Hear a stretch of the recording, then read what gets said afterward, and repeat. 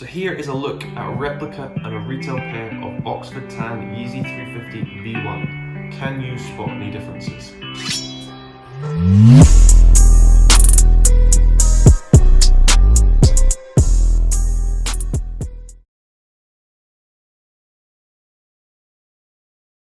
Hello and welcome back to the channel. Today we are looking at two pairs of Yeezys. Obviously you can see by the title and the thumbnail, and it's two pairs of Yeezy 350 V1 in the Oxford Tan colorway. These have been out for a number of years now, and replicas have had the chance of improving their pairs, and I've received probably the best pair in the market, and then I have a retail pair right here. I've worn both, I've tested them out, so this is just going to be a full comparison between the two pairs, pointing out some of the differences to you guys. So firstly, we'll break down the boxes themselves. So here is a look at the labels. This is the retail label here, and this is the replica label here. I will give you a close-up of both of these just now. It must be noted that the replica label is much larger than that on the retail box. However, it has pretty much got every single detail correct. There is pretty much no difference at all. There are slight differences in the text thickness and spacing, but other than that, it is completely spot on. So because I've had the retail pair a lot longer than the replica pair, the box is a little bit damaged and everything like that, and the replica one is actually in very good condition, coming all the way from China. So that's pretty much it for the box and the labels itself. There might be a slight color difference, but this is very hard to tell. Even in studio lighting, they've got the Yeezy and the Boost 350 from Yeezy Supply spot on down the side here, and obviously there is no Boost labeling on the side of the box like the 350 V2 box. So firstly, we'll open up the replica box and take a look at the shoes. Obviously it has a different opening to the 350 V2 box as well. It opens with two panels like this. Obviously the shoes are right here. Move them to the side. It came with the paper flat on the bottom, and also two labels like this. We'll move the rest of the box to the side. And now we'll open up the retail box.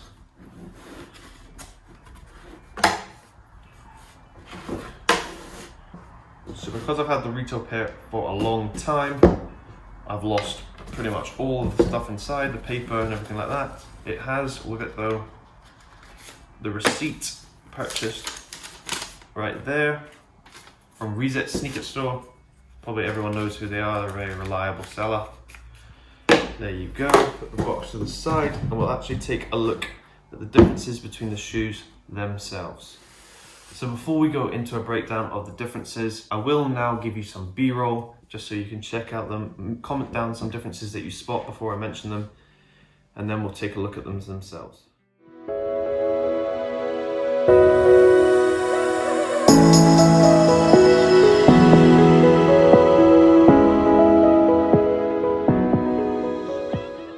So before we get into the comparison, the pair that is knotted like this with the laces is the retail pair throughout the video, and the loose laced one is the replica throughout the video. So just keep that in mind so you don't get confused, or so I don't get confused, because they are pretty close in certain lightings. But yeah, okay. The first difference that can be noted is actually on the upper pattern itself. I will give you a close-up of this as well. But towards the toe, on the retail pair, the pattern curves inwards towards the toe point, right at the toe. Whereas on the replica, the pattern is remarkably straight going down, doesn't really curve in towards the toe as much as the retail pair does. It must also be noted that the pattern is actually a lot more visible on the replica pair than that of the retail pair. This might be quite hard to see, but on the retail pair, the pattern almost blends in completely and is very hard to see the pattern on the actual upper of the sneaker. Whereas on the replica one, I can clearly see the pattern in this lighting. In terms of stitching going down the front of the sneaker, on the replica pair it is a lot tighter Then on the retail one seems like the stitching is a lot larger. The actual stitching that they used is a lot thicker than that of the replica pair and is a lot looser compared to the replica pair as well. The retail one almost is completely flush with the upper as well, whereas the replica almost like sticks out a bit, has a bump to it compared to the retail one. Probably the most telltale sign on this actual sneaker itself is the color of the laces. On the retail one, they're a lot darker than that of the replica. The replica pair has a lighter tanned look to the laces, whereas the retail one is slightly darker. These sneakers cause quite a lot of controversy because you see them all over Instagram, all over places like that, and then you see them on GOAT and places like that when people are trying to sell them, and the color difference is massive. Depending on natural lighting or studio lighting or edited photos, these sneakers can look completely different. The Oxford tan is probably the one that changes the most depending on what the lighting is. Another clear telltale sign of a replica Oxford tan and a retail one is the inner suede patch here. So here is the replica one, you can see the suede patch. I will give you a close-up of both of these as well. And here is the retail one. So firstly, it must be noted that the retail one, the suede is a lot thicker than that of the replica one. The replica has an incredibly short suede, and the actual suede patch itself is a lot larger and longer than that on the retail pair. The Yeezy stamp that has been heat stamped into the actual suede patch is a lot deeper on the retail one compared to the replica as well. It must also be noted that the stitching going around the upper of the suede patch is more visible on the replica pair than on the retail one. These are clear differences here. And if we switch over to the other side as well, you can see those differences once again. The retail pair, much longer suede, and the stitching once again is more visible on the replica pair.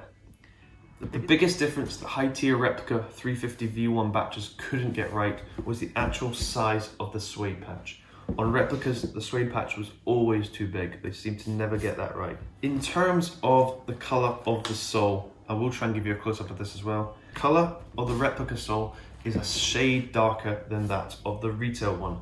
This, however, is almost impossible to tell, and I doubt you could even tell by the lighting there, but is a slightly more dirtier tan than that on the retail one. Both these pairs have been worn considerably. One of the key differences is actually the comfort of the boost. Replicas of the 350 V1 didn't have the updated boost that now replicas of the 350 V2 have. Because of that, the boost is different. On the retail one, it's a firm but squishy feeling, whereas the replica was really hard, really firm. Appearance-wise, they did a pretty good job. It used to have the clustered dots in a pattern of 6 and 1 at the top. The replica has mimicked this perfectly. There is no difference at all in the actual appearance of the boost. They're really, really close.